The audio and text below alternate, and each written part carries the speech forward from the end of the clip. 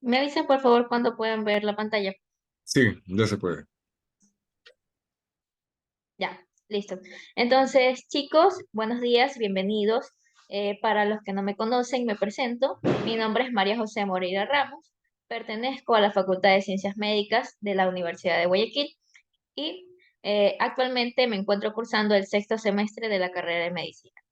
Los chicos de acuerdo me pidieron realizar un repaso académico del área de neuroanatomía. ¿Ya? Entonces, ¿cuál es el objetivo de este repaso académico? Es poder refrescar y poder reforzar conocimientos que hemos adquirido a lo largo de estos semestres del área de neuroanatomía. ¿Listo? Eh, Hablando un poco de estos repasos, cómo se van a llevar a cabo, van a ser un total de 4. Vamos a ver que ya existen ya los temas distribuidos. Vamos a ver que la clase del día de hoy, vamos a ver neurona.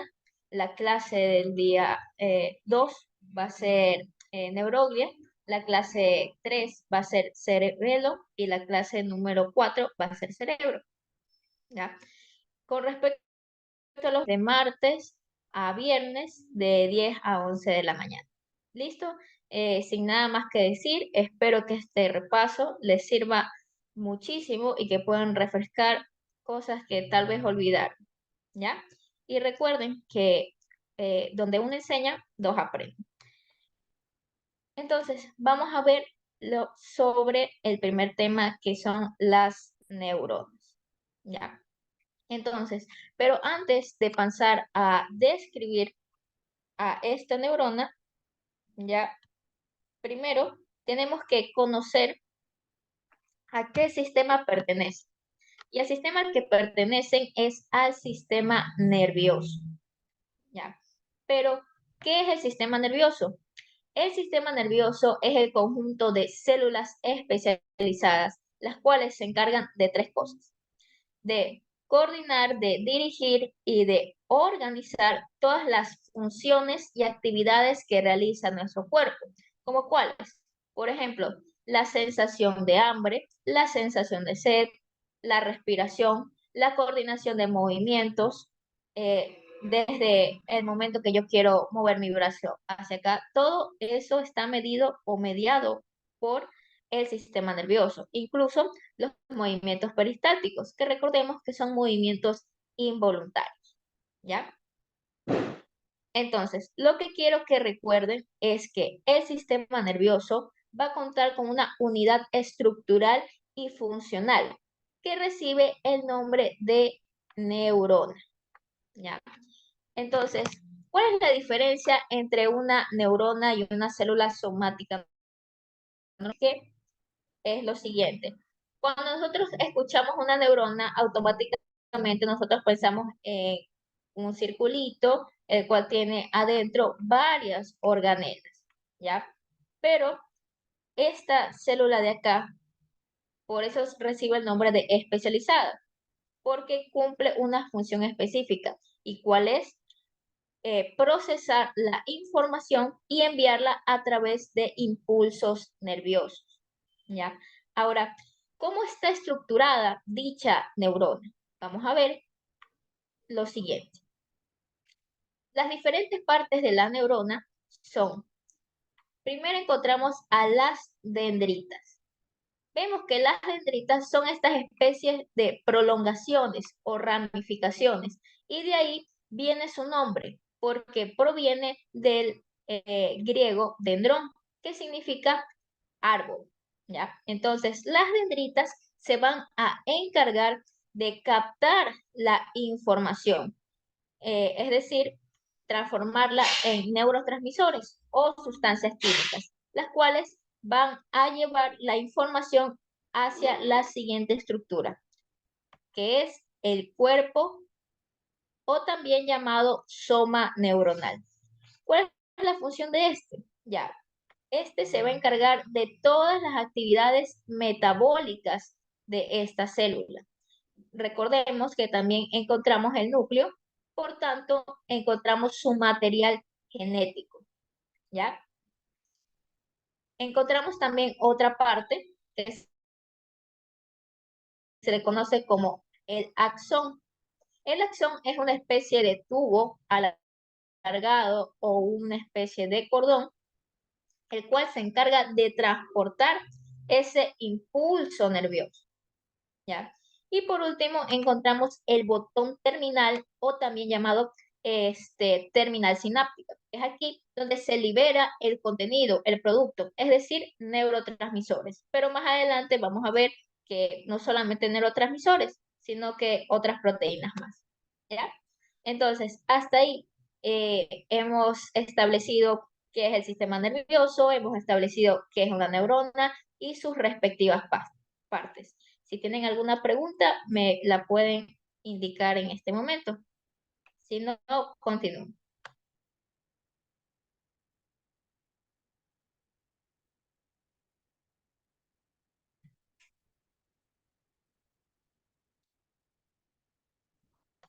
Listo.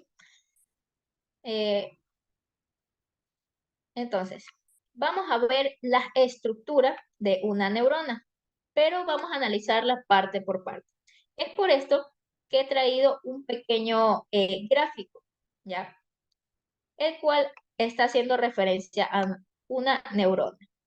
Pero lo que quiero es que identifiquen las partes que hice en este dibujo. Esta parte, ¿cuál sería? Vemos que son como unas especies de prolongaciones, ¿ya? Estas hacen referencia a las dendritas. La siguiente parte que encontramos esta especie de esfera que contiene diferentes organelos, ¿ya? Hace referencia al cuerpo o al soma neuronal. Encontramos otra parte que es el montículo del axón, ¿ya?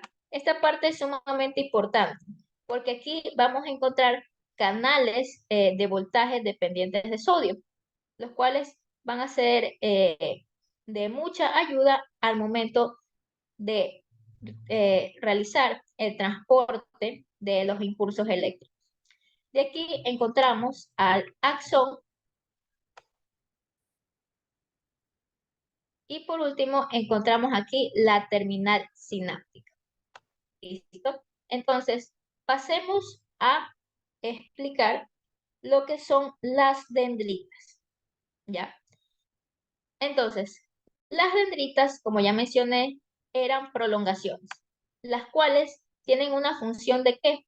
De equilibrar los potenciales de acción, es decir, va a graduar los potenciales de acción. ¿Pero qué son potenciales de acción? Los potenciales de acción son diferencias de cargas. Recordemos que las células van a estar cargadas por iones tanto positivos y negativos. Y recordamos que existen unos iones que eh, tienen mayor incidencia dentro de la célula que fuera de la célula, ¿ya? Entonces, vamos a hacerle un zoom a esta dendrita y vamos a ver que la dendrita cuenta con una membrana. Recordemos que la membrana va a separar la parte externa de la célula con la parte interna de la célula, ¿ya? Entonces, esta membrana va a poseer algo conocido como canales iónicos activados por ligandos. Entonces, vamos a ver que aparece el primer canal iónico. Ahora, supongamos que tenemos una neurona. Encontramos su cuerpo, encontramos su axón y encontramos su terminal sináptica. Lo que va a hacer es liberar un neurotransmisor, el cual va a ser detectado por este canal iónico activado por ligando y va a abrir una compuerta, ¿ya? Al momento de abrirse esta compuerta, va a entrar mayor cantidad de iones positivos dentro de la célula. Recordemos que la célula por dentro es tiene una alta carga negativa, a comparación del extracelular que es positiva, ¿ya? Entonces, vamos a ver que cuando sucede esta entrada de iones positivos, recibe el nombre de despolarización, ¿ya? Es decir, que la célula se va a hacer menos negativa, ¿ya? Y a esto se le conoce como ESPP, es decir, potenciales posinápticos excitatorios. Es decir, que aquí se viene a activar procesos de despolarización. Ya, ahora, pero también podemos realizar un proceso de potencial posináptico inhibitorio. Vamos a hacer lo mismo. Tenemos otra neurona, la cual tiene un axón, tiene una terminal sináptica, la cual va a liberar un neurotransmisor. Y este va a ser captado por el canal iónico activado por ligando, que sería este cuadrito amarillo, ¿ya? Entonces, al momento de detectar este cambio, se abre una especie de compuerta, pero ya no van a entrar iones positivos, sino que van a comenzar a entrar iones negativos, ¿ya? En estos iones negativos vamos a conocer que recibe el nombre de repolarización. Es decir, que la célula va a comenzar a hacerse más negativa de lo que normalmente es, ¿ya? Y aquí encontramos el proceso de potencial postsináptico inhibitorio, ¿ya? Entonces, hasta ahí hemos visto sobre las dendritas. Vemos que las dendritas poseen una membrana, la cual va a tener una serie de canales iónicos, los cuales al entrar en contacto con los neurotransmisores, estos van a permitir el pase del impulso nervioso, ¿ya? Entonces, ahora vamos a la siguiente parte. La siguiente parte es el cuerpo o el soma neuronal. Y este cuerpo o soma neuronal, además de intervenir también en los procesos de potenciales graduados, también incluye una función sumamente importante, que es la síntesis de proteínas. ¿Ya? Entonces, ¿por qué es importante esta síntesis de proteínas? ¿Debido a qué? Recordemos que en el soma encontramos diversas organelas, el núcleo, el aparato de Golgi, el retículo endoplasmático liso, el retículo endoplasmático rugoso, también vamos a encontrar algunas mitocondrias, encontramos algunos lisosomas, en sí, muchas organelas, pero principalmente solamente puse el núcleo, el retículo endoplasmático rugoso y el aparato de Golgi, ¿ya? Entonces, ya, vamos a ver que el núcleo va a contener el material genético, ¿ya? Entonces, este material genético va a comenzar a expresarse continuamente, ¿ya? Por tanto, va a comenzar a transcribirse. ¿Y cómo se transcribe? A través de ARN mensajero. Una vez que completa su transcripción, este ARN va a ser expulsado del núcleo hacia afuera, es decir, hacia el citoplasma, ¿ya? Y vamos a ver que va a ser atrapado por el retículo endoplasmático rugoso, que este se va a encargar ¿de qué? De traducirlo y de tratar de compactarlo, ¿ya? Una vez compactado, se libera en forma de vesículas, es decir, en forma redondeada, y por último, va a pasar por el aparato de Golgi para poder comprimirla y tener completamente nuestra vesícula. Ahora, esta vesícula, ¿qué va a contener? Va a contener proteínas, ¿ya? ¿Pero qué clases de proteínas? Principalmente neurotransmisores, vamos a encontrar proteínas de membrana y vamos a encontrar proteínas plasmáticas. Eso es lo que contienen estas vesículas, ¿ya? Neurotransmisores, proteínas de membrana y proteínas plasmáticas. Entonces, supongamos que en esta vesícula encontramos un neurotransmisor. ¿Ya? Por tanto, necesitamos que ese neurotransmisor vaya hacia la terminal sináptica para poder ser liberado. Pero, ¿cómo lo hacemos? A través de la siguiente estructura que recibe el nombre de axón. Entonces, pasamos a la siguiente estructura que es el axón. El axón, como vemos, es una especie de tubo alargado, el cual se encuentra entre el cuerpo o soma neuronal y la terminal sináptica. ¿Ya? Este se va a encargar de transportar los impulsos nerviosos, es decir, los potenciales de acción. ¿Ya? Aquí vamos a encontrar una estructura muy importante que también le da la forma a estos axones, que se conoce con el nombre de microtúbulos. ¿Ya? Estos microtúbulos además van a poseer unas proteínas motoras, ¿ya? Que son las que tenemos graficadas aquí. ¿Listo? Entonces, ¿cómo se llaman estas proteínas? La proteína que está de color azul se va a llamar cinesina, con C. Y la proteína que está en la parte de abajo, que es de color naranja, se va a llamar dineína, con D.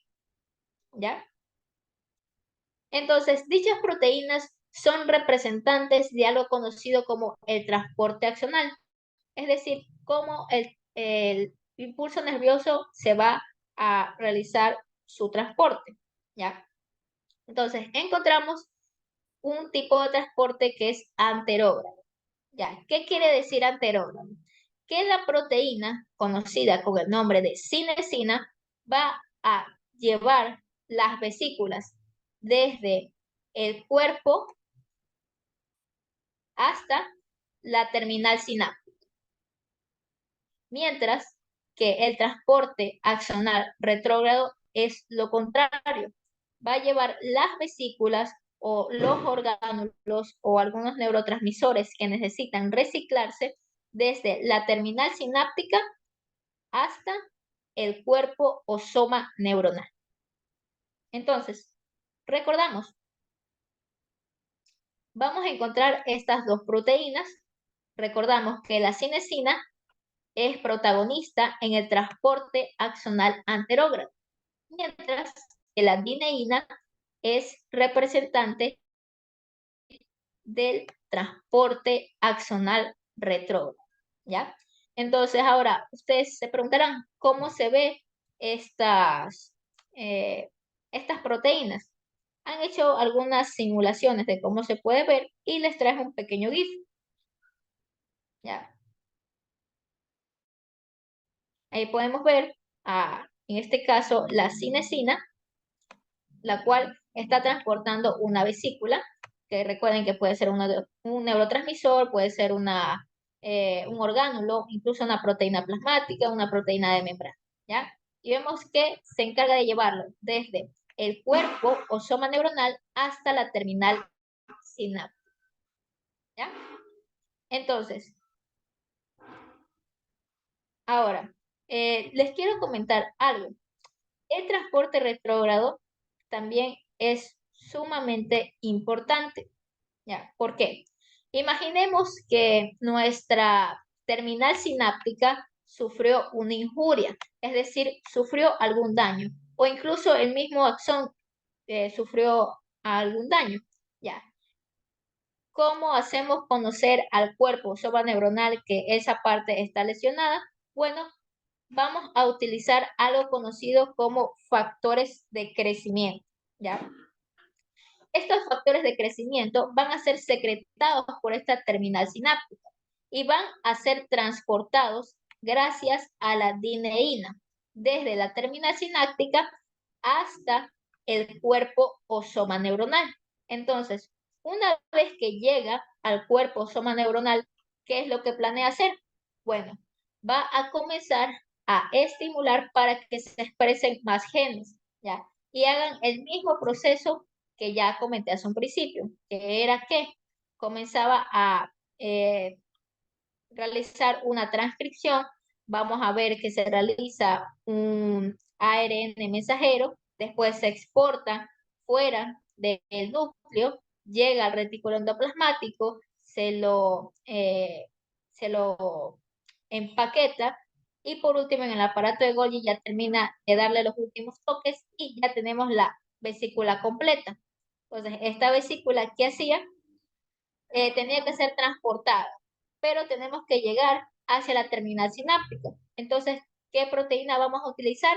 La proteína de la cinesina, porque vamos desde el soma neuronal hasta la terminal sináptica. ¿Listo? Entonces, hasta ahí, chicos. ¿Tienen alguna pregunta?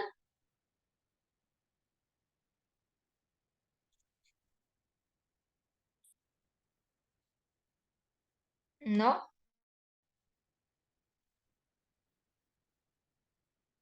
Bueno, entonces voy a continuar. ¿Listo? Entonces, en la siguiente diapositiva, nosotros aún estamos viendo sobre el transporte axonal. Ya. Al principio yo les mencioné las funciones del axón. Ya. Además de traspasar los impulsos nerviosos, necesita hacerlo gracias a unos canales, los cuales se llaman canales activados por voltaje.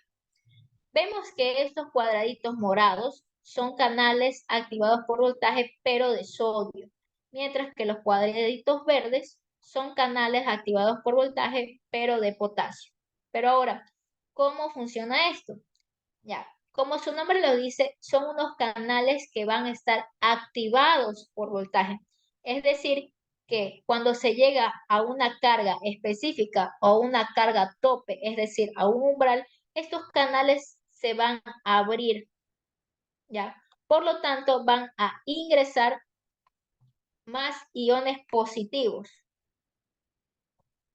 y se van a dirigir hacia abajo, hacia la terminal sináptica. A este proceso lo conocíamos con el nombre de despolarización. Pero ahora, una vez que ocurre este proceso de despolarización, se activa inmediatamente otro umbral, pero para activar a los canales activados por voltaje de potasio, para comenzar a retirar potasio. ¿Ya? ¿Qué buscamos con esto? Realizar un proceso de repolarización, es decir, que la neurona esté en un estado por debajo del nivel de reposo. ¿Ya? Entonces, ahora, vamos a ver que con respecto al transporte axonal, es utilizado por algunos patógenos, en este caso más los virus. ¿Qué virus? Por ejemplo, el virus de la polio, el virus de la varicela zoster. Déjenme escribirlos. Bueno, ¿qué virus? El virus de la polio, el virus de la varicela zoster, el virus del herpes simple y el virus de la rabia. Estos patógenos se encargan de producir un daño a la terminal sináptica o afectan principalmente a la terminal sináptica. Entonces, recordemos que los virus en sí son organismos que necesitan un huésped para poder replicarse. Entonces, vamos a ver que estos virus van a utilizar otra vez las proteínas de transporte, en este caso las dineínas. Van a llevar estas vesículas o estas proteínas virales hacia la maquinaria nuclear y comenzarán a replicarse. Entonces, para esto tomaremos un virus. Vamos a tomar el virus del herpes, de la varicela zoster. ¿Ya? El virus de la varicela zoster, vamos a ver que va a comenzar en la terminal sináptica, va a ser transportada gracias a la dineína hacia la maquinaria celular de la neurona, van a comenzar a replicarse o incluso puede permanecer activa por mucho tiempo. Y en momentos que la persona posee momentos de inmunodepresión, este comienza a activarse y comenzar a generar proteínas virales, las cuales van a ser transportadas por la cinesina hacia la terminal sináptica. Y vamos a ver que se reflejan en la piel. En este caso, aquí vemos una herida clásica de virus de la varicela zoster. Por lo general, vamos a ver que siempre estarían afectando los territorios nerviosos. En este caso, vemos que está comprometido un nervio intercostal. ¿Ya? Entonces, ahora vamos a pasar por último a la terminal sináptica. Y bueno, esta terminal sináptica, lo que quiero que recuerden es que se encarga de liberar a los neurotransmisores. ¿Ya? Ahora, ¿cómo se encarga de liberar a estos neurotransmisores? Pues vamos a ver que lo hace de la siguiente forma. Primero, recordemos que está sucediendo un proceso de despolarización. ¿Qué era? Que los canales de sodio activados por voltaje llegan a una carga específica y se abren. Al momento de abrirse, comienza a entrar sodio y se va haciendo más positivo. ¿Ya? Y este flujo de cargas positivos se dirige hacia la terminal sináptica, pero antes va a pasar por un canal de calcio que también es activado por voltaje. ¿Ya? Entonces aquí va a comenzar a secretar calcio. Recuerden, este calcio va a ser muy importante porque ya lo vamos a mencionar en la siguiente diapositiva. Entonces, recordemos que los canales de sodio son los moraditos y los canales de calcio son los de color rojo. ¿Ya? Entonces, recordamos que después del proceso de despolarización existe un flujo de cargas positivas que se dirigen hacia la terminal axónica. ¿Ya? Y también van a activar a los canales de calcio activados por voltaje. ¿Listo? Entonces, vamos a ver lo siguiente. Un ratito. Ya, listo. Entonces, ahora, una vez que ya entendimos esta parte, vamos a ver que las vesículas que les mencioné hace un momento atrás, que podían contener neurotransmisores, proteínas de membrana o proteínas, van a tener una especie de proteínas en su membrana, conocidas por el nombre de SNARs. ¿Ya?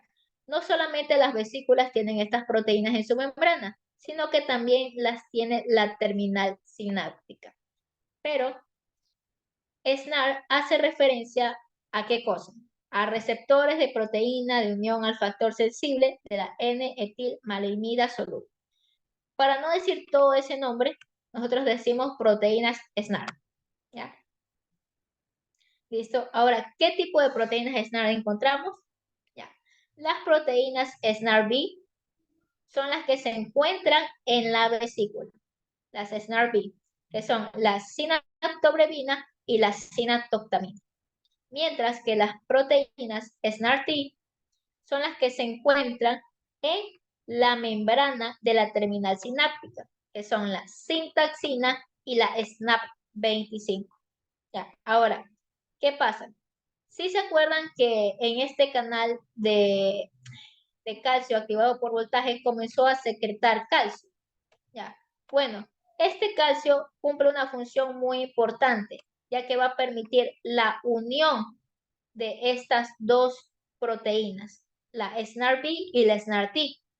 ¿Para qué necesitan unirse? Porque necesitamos liberar el contenido, es decir, el neurotransmisor hacia la terminal sináptica. ¿Ya? Entonces, lo que va a hacer es que va a unirse o va a fusionarse ambas membranas. Como vemos, aquí ya queda una especie de hendidura. ¿Ya? Y es aquí donde se va a liberar el contenido, en este caso el neurotransmisor. Pero ahora, cuando el neurotransmisor ya termina de cumplir totalmente su función, necesitamos que se recicle o se degrade. Es por esto que utilizamos una proteína de recaptación, que es esta de color moradito. Esta se va a encargar de captar este neurotransmisor, pasarlo a través de procesos enzimáticos y transformarlo en una vesícula. ¿Para qué?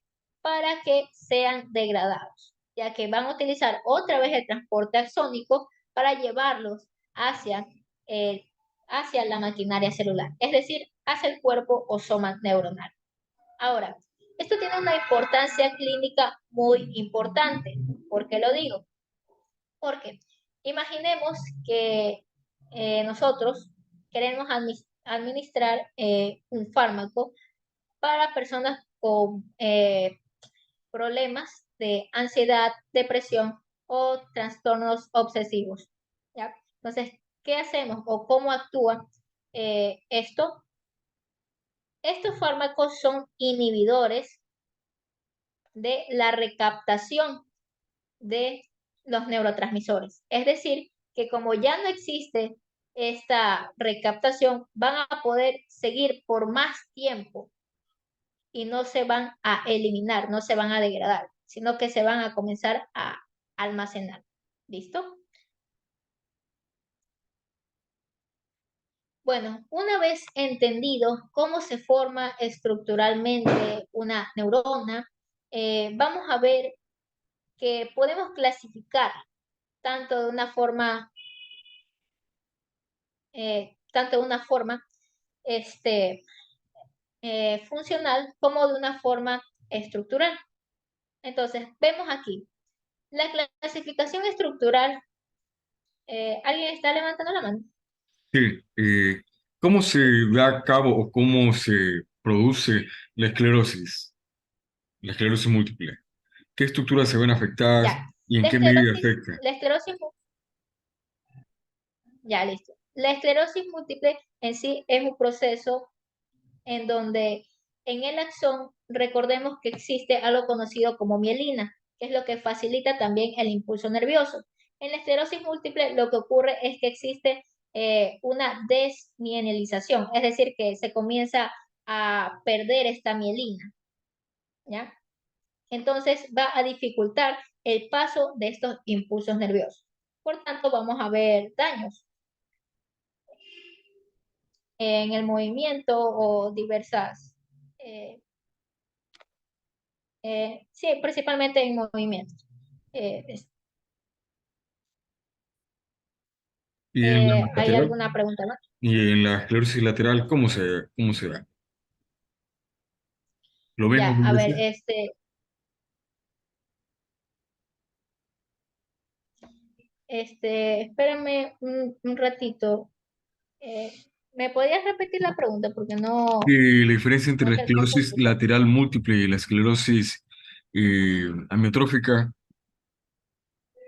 Eh, Espérame un ratito que Ya, Perdón, espérame un ratito que me está llamando mi papá. Ya regreso. ya. Disculpen, chicos.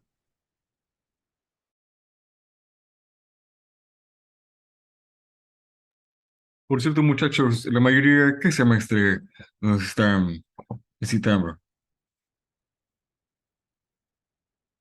¿La mayoría son de segundo o de primera?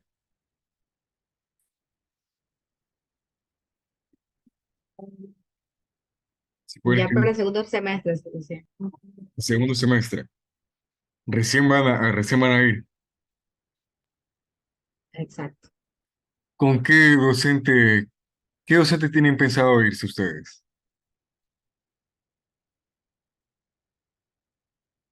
Por ejemplo, si todavía está Alarcón, huyanle. Martínez ya no da neuroanatomía, él da pediatría hace un par de semestres, porque tuvo unos problemas con anteriores promociones.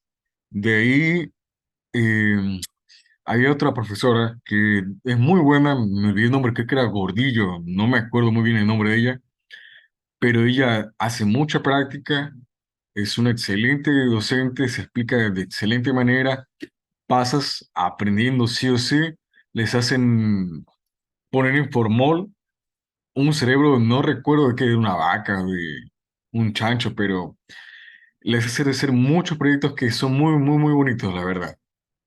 De ahí, si pueden elegirla a ella, sería lo mejor, porque de ahí el doctor Alarcón es muy bueno, sí, pero eso sí es complicado pasarle. En virtual, que yo lo vi, pasé con 10 pero porque el docente pasaba casi inactivo, pero si le preguntan a anteriores promociones en presenciales, ese docente dejaba semestres a semestre tras semestre. Había personas que le repetían varias veces la materia porque es complicado. Eso ténganlo muy en cuenta. Si pueden, prioricen anatomía. A ver, ahorita hay otro Martínez otro, no, este no es el mismo. Porque el otro docente Martínez era muy bueno, que yo recuerdo. Y eso lo van a topar más después en pediatría. Voy a ver si más tarde les envío a ustedes canales de YouTube para que puedan ver y tener más nociones de neuroanatomía. Y también usen algunas aplicaciones que, por ejemplo, hay una página llamada Ambos que pone cuestionarios sobre todo de neuroanatomía. Pueden hacer cuestionarios, también las materias, las resume. Era Borja, ya me acuerdo, no era Gordillo, era la docente Borja. Sí, es un excelente docente. Valareso no lo conozco muy bien. ¿Ya, María? Hola chicos, Vale. disculpen la interrupción, es que sí, estoy teniendo unos problemitas con mi papá porque está enfermito. Entonces, discúlpenme, ¿me podrías repetir la pregunta ¿Cuál es la que me diferencia mencionaste? entre la esclerosis múltiple y la esclerosis lateral? ¿O viene a ser lo mismo en esencia? Ya, la esclerosis lateral amiotrófica, ya. Entonces, primero tenemos que tener en cuenta que la esclerosis múltiple en sí va a ser una enfermedad autoinmune en la que vamos a ver que se va a comenzar a desintegrar esta mielina, lo que ocasiona que se interrumpan las señales nerviosas, es decir, los impulsos eléctricos entre las neuronas. Mientras que la esclerosis lateral amiotrófica es una enfermedad neurodegenerativa, es decir, que poco a poco va ocurriendo estos cambios y afecta no solamente a la acción, sino a las células nerviosas del cerebro y de la médula espinal, ¿ya? Principalmente eso. Ahora, con sintomatología, podría decirte que en la esclerosis múltiple vamos a ver que se manifiesta fatiga, síntomas visuales, vamos a ver que eh, existen problemas con el habla, vamos a ver que existen problemas con la deglución, incluso vamos a ver entumecimientos o hasta hormigueos. En cambio, con la esclerosis lateral amiotrófica, vamos a ver que se presentan síntomas netamente motores, es decir, vamos a ver movimientos involuntarios en los brazos, vamos a ver pérdida de fuerza en las extremidades, tanto en brazos y en piernas, y vamos a ver que también se presenta una dificultad de la deglución. Algo más que les podría acotar.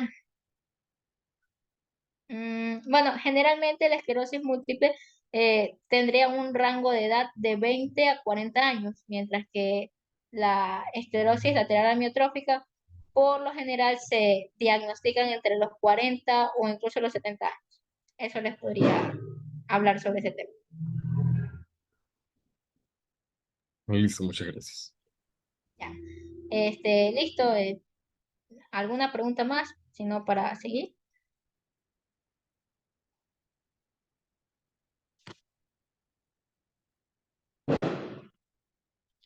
Bueno, entonces sí. Ya. A ver, entonces, estábamos hablando sobre la clasificación de las neuronas. Recordemos que una neurona puede clasificarse de forma estructural, es decir, según su morfología, o funcional, es decir, según a cómo se va a desempeñar. ¿Ya? Entonces, vamos por la clasificación estructural, que es la más sencilla. Principalmente vamos a ver qué son la neurona multipolar, la neurona bipolar y la neurona pseudo-unipolar, antes llamada unipolar. ¿Ya? Entonces, características de las neuronas multipolares. Principalmente es que vamos a ver gran cantidad de dendritas, ¿ya? Vemos que tiene una, dos, tres, cuatro, cinco, seis dendritas. Va a tener un cuerpo y va a tener un soma, ¿ya?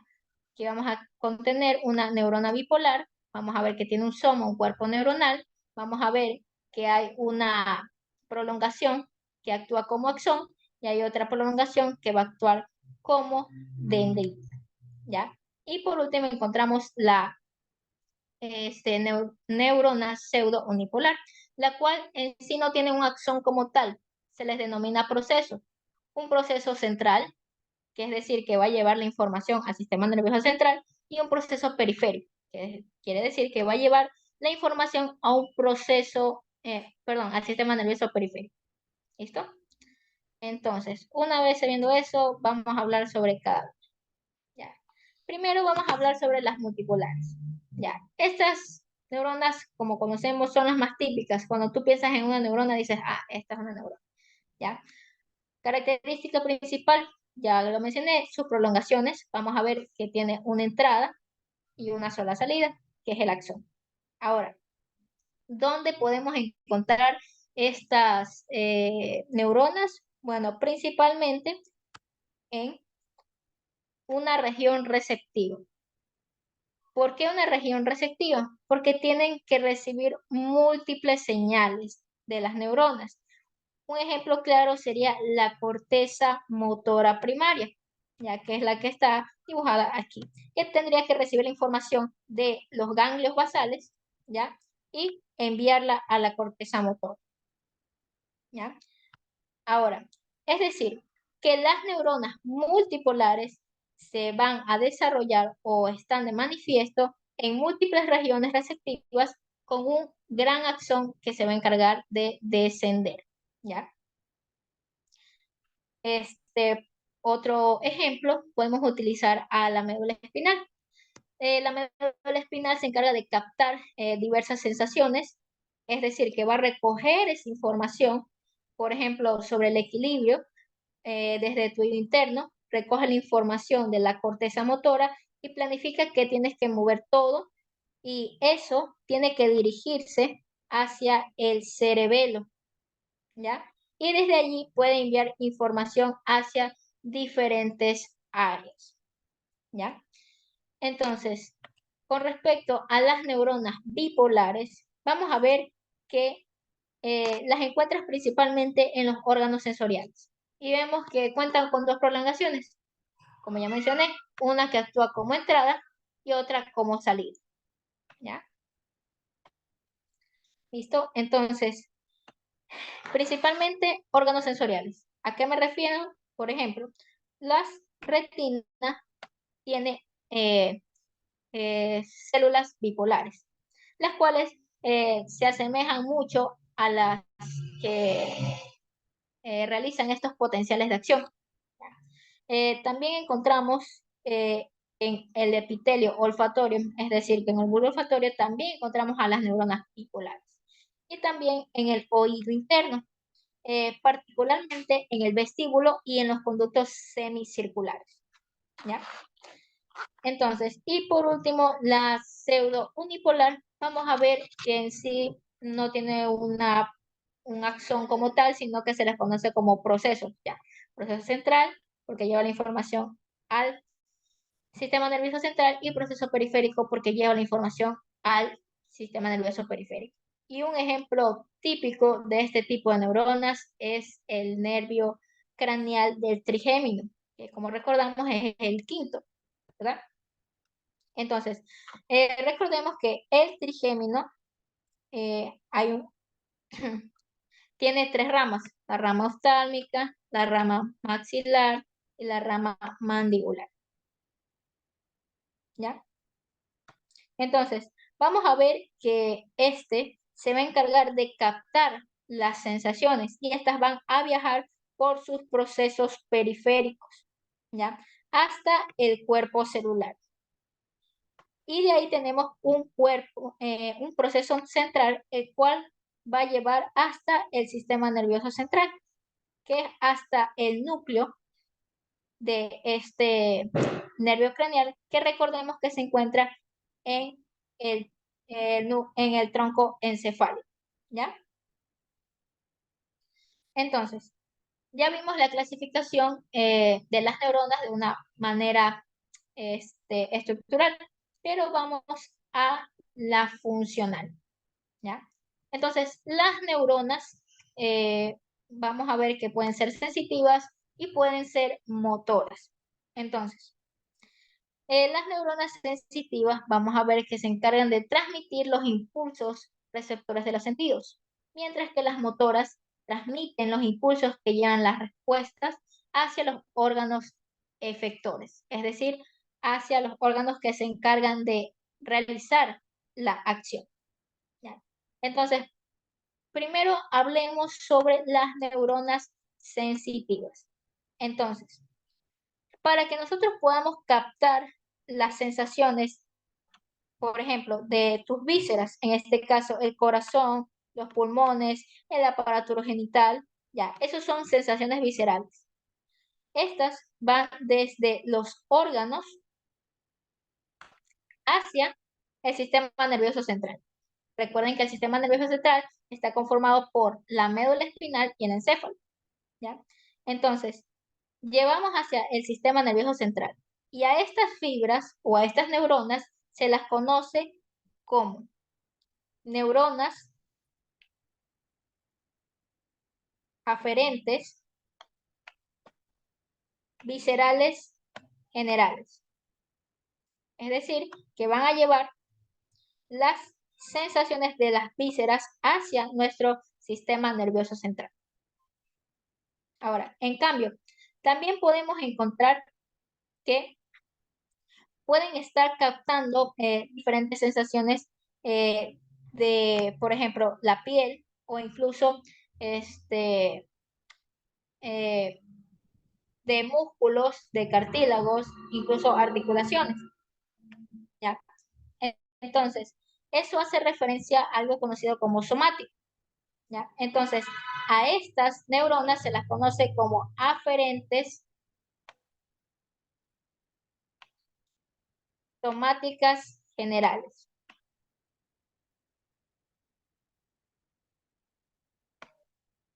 Es decir, que proviene la información de la piel, de las articulaciones, de los músculos y se van a dirigir hacia el sistema nervioso central, es decir, hacia el cerebro, perdón, hacia el encéfalo o hacia la médula espinal. De ahí encontramos también que podemos captar sensaciones tanto de, de órganos sensoriales, en este caso especiales, tales como la vista y el oído. ¿Ya? Vamos a ver que se viaja estas sensaciones hasta el sistema nervioso central y estas neuronas van a recibir el nombre de aferentes sensoriales especiales.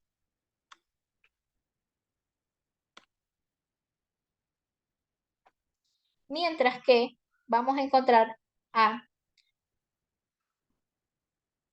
las fibras aferentes viscerales especiales que están conformadas ¿por qué? Por el olfato y el gusto. Es decir, que van a captar estas sensaciones y se van a dirigir hacia el sistema nervioso central. Entonces, vemos que encontramos las siguientes neuronas. Neuronas aferentes viscerales generales, neuronas aferentes somáticas generales, neuronas aferentes sensoriales especiales y neuronas aferentes viscerales especiales. Ya saben, aferentes viscerales generales encontramos el aparato genital, encontramos el corazón, encontramos los pulmones. El aparato somático general, recuerden que estamos hablando sobre la piel, estamos hablando sobre articulaciones, músculos, ¿ya? Aferentes sensoriales especiales, estamos hablando sobre la visión y el oído, y mientras que los aferentes viscerales especiales estamos hablando sobre el gusto, ¿ya? Y el olfato, ¿ya? Y por último vamos a encontrar a las neuronas motoras, ¿ya? Vamos a ver que estas neuronas motoras están tomando información eferente, lo que significa que nos estamos alejando del sistema nervioso central y vamos dirigiéndonos hacia el órgano efector.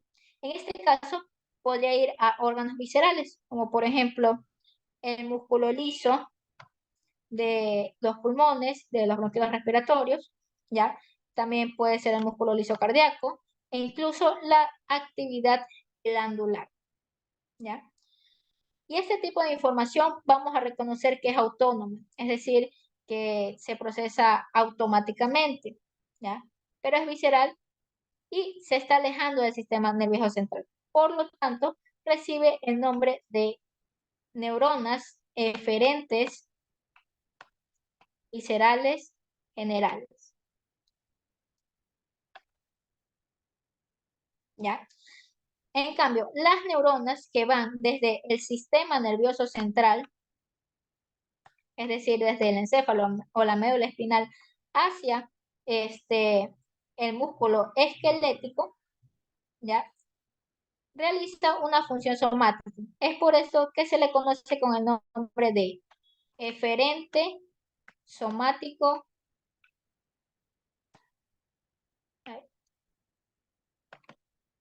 eferente somático general, ¿ya? Y por último, vamos a encontrar que existen algunos músculos, ¿ya? Los cuales se encuentran alrededor de la cabeza y cuello. Y vamos a ver que estas van a ser transportadas por un par de nervios, los cuales los voy a anotar aquí para que se entienda un poquito mejor, ¿ya? Serían los nervios 5, 7, 9 y 10. El 5, recordemos que es el trigémino. El 7 es el facial. El 9 es el glosofaringio. Y el 10 es el nervio vago, ¿ya? Ahora, correspondiente a cada nervio, vamos a ver que hace referencia a los arcos faringios. Recordamos que los arcos faringios son los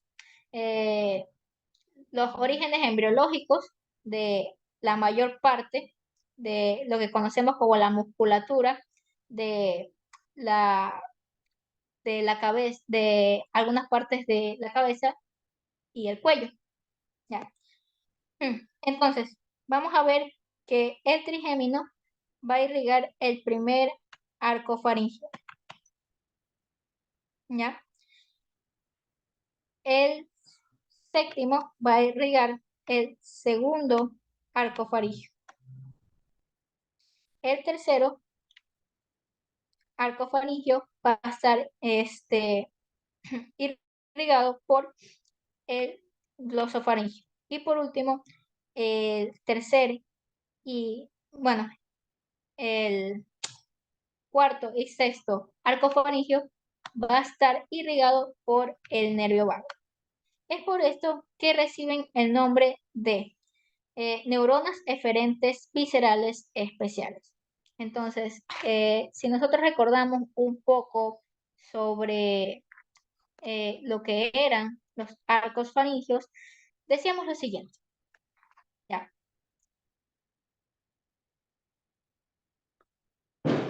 Un ratito que no sé qué le pasa. Ah, ya. Entonces recordábamos que los arcos faringios en total recordábamos que eran 6. El primer arco faringio, el segundo, el tercer, el cuarto y sexto. ¿Ya? Entonces, en el primer arco faringio está irrigado por el nervio trigémino, ya que es el quinto. Ahora, vamos a ver que se encuentran estructuras esqueléticas tales como cartílagos, ya, en sí el cartílago de Meckel, el cartílago del martillo y del yunque. También vamos a encontrar formación de ligamentos, tales cuales el ligamento anterior del martillo o el ligamento eh, estilo mandibular, ¿ya? Con respecto a músculos de la masticación, cuáles eran maceteros, temporal, pterigoiomedial, pterigoiolateral. Encontramos también los miloioideos, encontramos el digástrico, el tensor del tímpano, otros músculos más. ¿Ya? Con respecto al segundo arco faringio, recordamos que está irrigado o inervado por el facial. Entonces vamos a ver que encontramos músculos de la expresión facial, encontramos el depresor, encontramos el orbicular, encontramos el prócer, encontramos otros músculos más de la expresión facial, encontramos el vientre posterior del digástrico y en sí otros músculos más. Con respecto al tercer arco faringio, vamos a ver que está inervado por el glosofaringio, que es el noveno nervio craneal, y se va a encargar de inervar al estilofaringio. Y con respecto a las estructuras esqueléticas, encontramos a la asta o el cuerno mayor del hioides y hasta la parte inferior del cuerpo del hueso del hioides. Y por último, encontramos los arcos faringios cuarto y sexto, los cuales están inervados por el nervio vago. ¿Y qué músculos vamos a encontrar inervados? El cricotiroideo, el elevador del velo del paladar, los músculos intrínsecos de la faringe y también los músculos estriados del esófago. ¿Ya? Con respecto a las estructuras esqueléticas que inervan, encontramos a todos los cartílagos que se encuentran en la laringe, que serían los cartílagos tiroides, cricoides, aritenoides, corniculados, cuniformes, ya. Entonces, todo eso, lo que acabo de mencionar, son derivaciones de los arcos faringios. Y como vemos, cada nervio se encarga de inervar esta zona. Es por esto que se les conoce como neuronas viscerales especiales. Listo, chicos.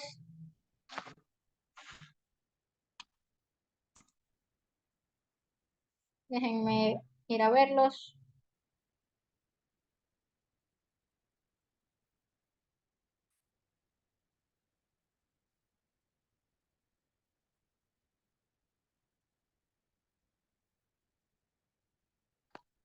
Listo, puedo comprender que esta clase fue un poquito larga, es un poco complicado este tema de la neuroanatomía, pero poco a poco podemos ir esclareciendo ciertos conceptos y son libres de hacerme cualquier pregunta que ustedes necesiten saber.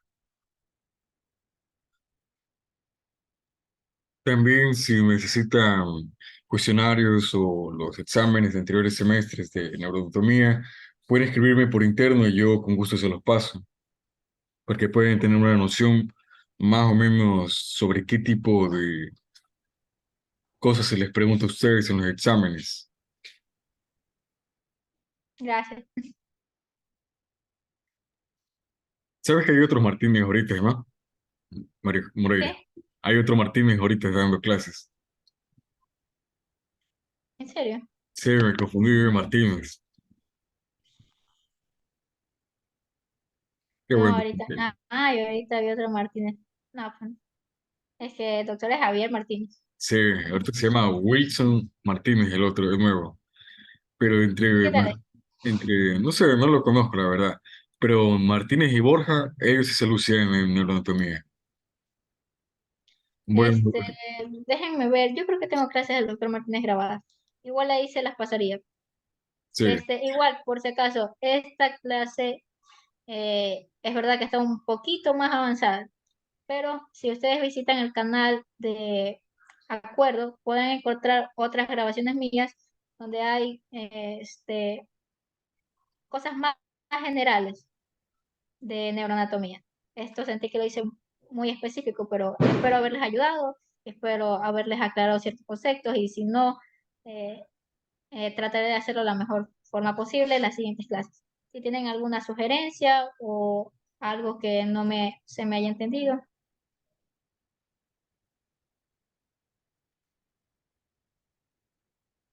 todo bien hasta ahora. Ya con el paso de los días ya se van a ir poco a poco soltando y vamos a pasarle por ahí algunas herramientas, canales, los videos del doctor Martínez y aplicaciones que utilizamos nosotros para que sea un poquito menos complicado de entenderlo. A ver, ¿qué libro se maneja para neuro? Recuerdo que era Shell, ¿no? No, eres Nel. Snell, ya. Sí, Snell octava, Shell, me confundí. Era Snell, creo que octava edición. Eh, sí, Solo ese, por lo general se ha basado todo casi. Les voy a pasar sí, es también, que por lo general usan el SNEL. sí, voy a Lo que sí pasarle le puedes pasar el atlas de, ay, ¿cómo se llama? De Nether, de neuroanatomía, sí, también. les Voy a va a servir pasarle bastante. en el grupo de segundo semestre a ustedes el libro de Snell para que puedan guiarse. Ese es el libro que van a usar casi todo el semestre. Por ahí van a necesitar anatomía, pero para recordar lo básico, pero en esencia es puro Snell. Disculpen Es- los Ya, muchachos, muchísimas gracias por su atención prestada. Cualquier cuestión, cualquier duda por interno, muchas gracias, María José. Eh, Gracias chicos por asistir y por quedarse hasta el final. ya.